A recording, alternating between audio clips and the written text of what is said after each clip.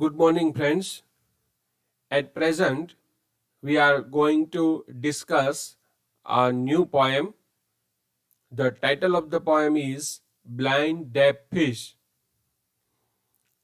The poet of this poem is Anand Acharya. This is the first stanza. It's a very short poem.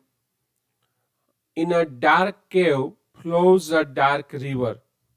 Let me read poem first.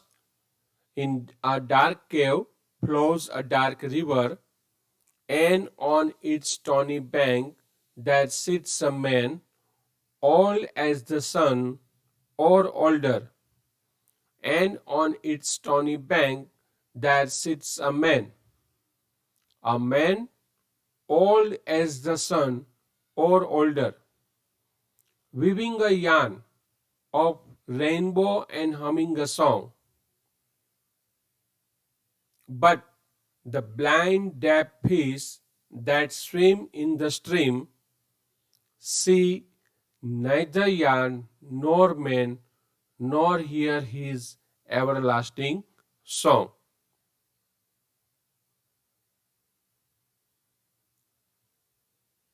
So let's discuss in detail blind deaf fish. Before I explain this poem, let me tell you introduction of this poem in a Gujarati so that you can understand very well. માનવ વિશે રહસ્ય દર્શાવતું આ એક પ્રતિકાત્મક કાવ્ય છે. બરોબર, માનવના ઘણા બધા પ્રતિકાત્મક રીતે આપણને દર્શાવવામાં આવ્યા છે આ પોએમની અંદર. પહેલું તમને આવશે એક ગુફા છે અને એ ગુફામાંથી વહેતી નદી છે. નદીના કિનારે પથ્થર ઉપર બેઠેલો એક વૃદ્ધ માણસ છે. પછી ફિશ એટલે કે માછલી છે. આ બધા જ એક પ્રતિકાત્મક છે. આ પ્રતિક તમે સમજી લ્યો તો તમને પોએમ છે વધારે સારી રીતે સમજવામાં સરળતા રહેશે. તો અંધારી ગુફા છે એ માનવીના ઉત્પત્તિનો સ્ત્રોત, જેને આપણે ઇંગ્લિશમાં સોર્સ કહીએ છીએ, તો એ માનવીના ઉત્પત્તિનો સ્ત્રોત દર્શાવે છે. વહેતી નદી છે એ માનવ જીવન બતાવે છે. બરોબર, માનવ જીવન કેટલું કઠિનતા ભર્યું છે એ આમાં સૂચવે છે. અને સૂર્યથી પણ વધુ વૃદ્ધ એવો નદી કિનારે બેઠેલો માનવ છે એ બીજું કોઈ નથી પરંતુ આ વિશ્વના સર્જનહાર, જેને આપણે ઈશ્વર કહીએ છીએ, એ ઈશ્વરનું પ્રતીક છે. મેઘધનુષ આવશે, પછી સૂતરનું વણવું, પછી એક ગીત આવે છે. આ બધા સર્જન, આપણા જે સર્જનહાર છે પરમાત્મા, એના અસ્તિત્વના એ પ્રતીક દર્શાવવામાં આવ્યા છે.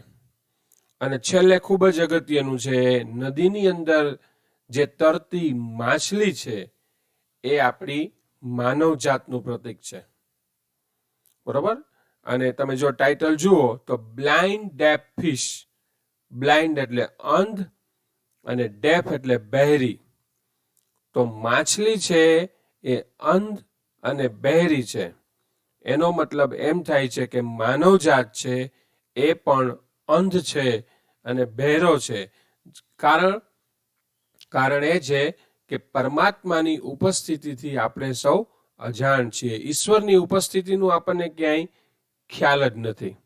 કણની અંદર ભગવાન છે, આપણી અંદર ભગવાન છે, પરંતુ આપણે બહેરા બની ગયા છીએ, આપણે અંધ બની ગયા છીએ, જેને કારણે આપણે આ પરમાત્માની પરિસ્થિતિથી ખૂબ જ અજાણ થઈ ગયા છીએ.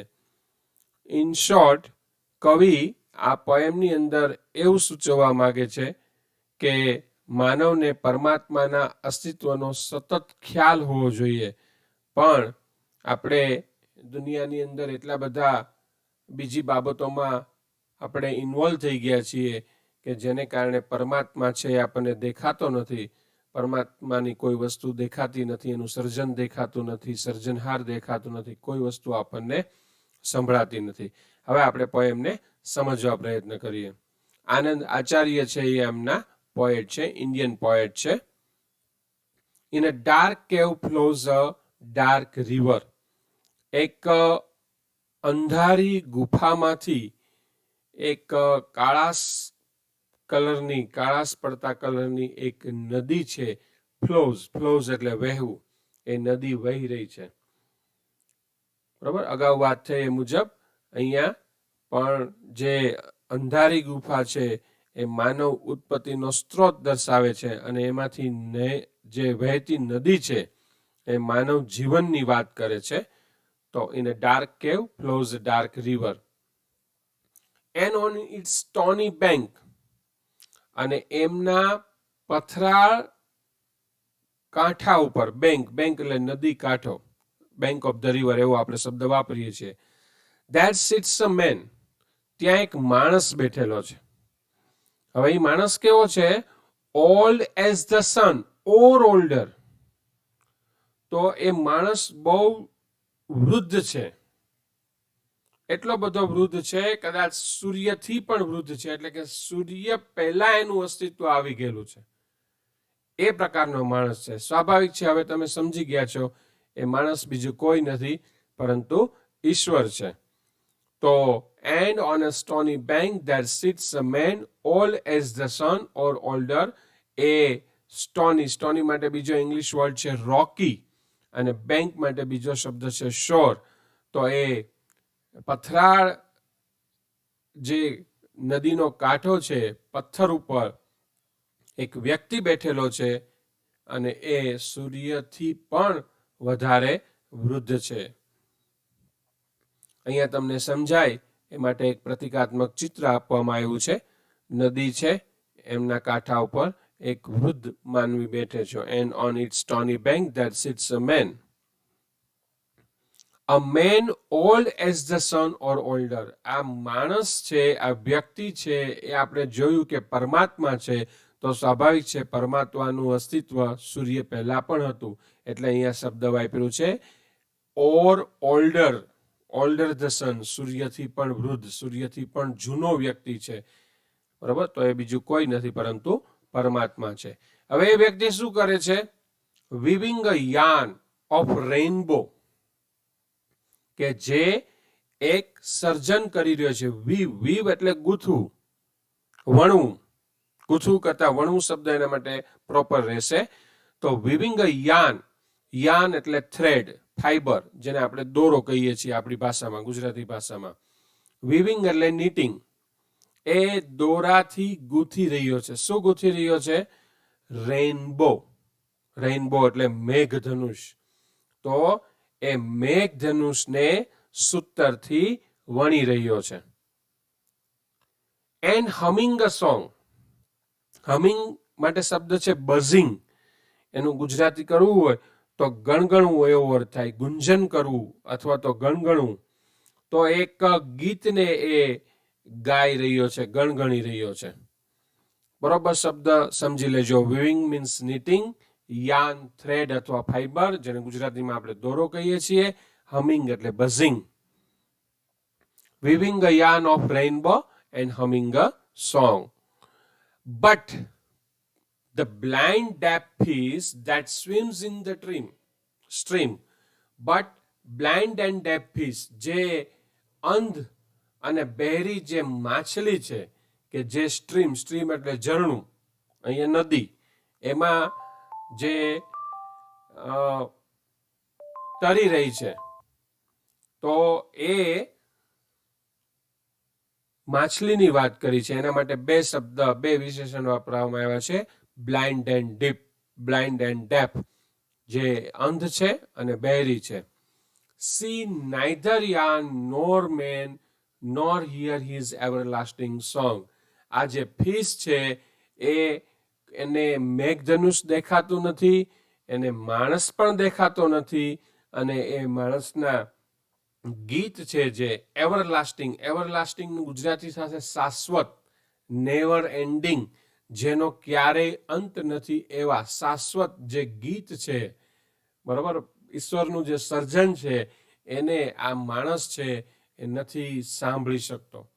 તો એ જોઈ પણ શકતો નથી મેઘધનુષને, અને એમના ગીતને પણ સાંભળી શકતો નથી. અહીંયા કવિ એવું કહેવા માંગે છે કે માનવ છે એ અંધ અને બહેરો છે, જેને કારણે જે ઈશ્વરનું સર્જન છે એ આપણે ઈશ્વરના સર્જનને નથી તો સાંભળી શકતા કે નથી તો જોઈ શકતા. હવે જો અગાઉ વાત કરી એ મુજબ આ પોએમની અંદર જે કાંઈ અગત્યનું છે એ છે સિમ્બોલિઝમ. સિમ્બોલિઝમનો મતલબ થાય છે પ્રતીક, પ્રતિકાત્મક છે આ પોએમ આખી, બરાબર. માછલી છે, ગુફા છે, નદી છે, મેઘધનુષ છે, માણસ છે, એનો પહેલો મિનિંગ, પહેલો અર્થ જુદો છે અને બીજો અર્થ જુદો છે. જ્યારે એક વસ્તુના બે અર્થ હોય છે ત્યારે એને પ્રતિકાત્મક, એને ઇંગ્લિશની અંદર સિમ્બોલિઝમ કહેવામાં આવે છે. તો અહીંયા કવિએ સિમ્બોલિઝમનો આ કાવ્યની અંદર ભરપૂર ઉપયોગ કર્યો છે. તો ઓલ્ડ મેન એ બીજું કોઈ નથી, એ આપણા ઈશ્વર ભગવાન છે. અને રેઇનબો એ પણ કાંઈ નથી, રેઇનબો છે એ આખી આ દુનિયાની વાત કરવામાં આવી છે. સ્ટ્રીમ એટલે નદી, ઝરણું એવા અર્થ લઈએ છીએ. અહીંયા આપણને નદી કહેવામાં આવી છે, તો એ આપણું જીવન છે.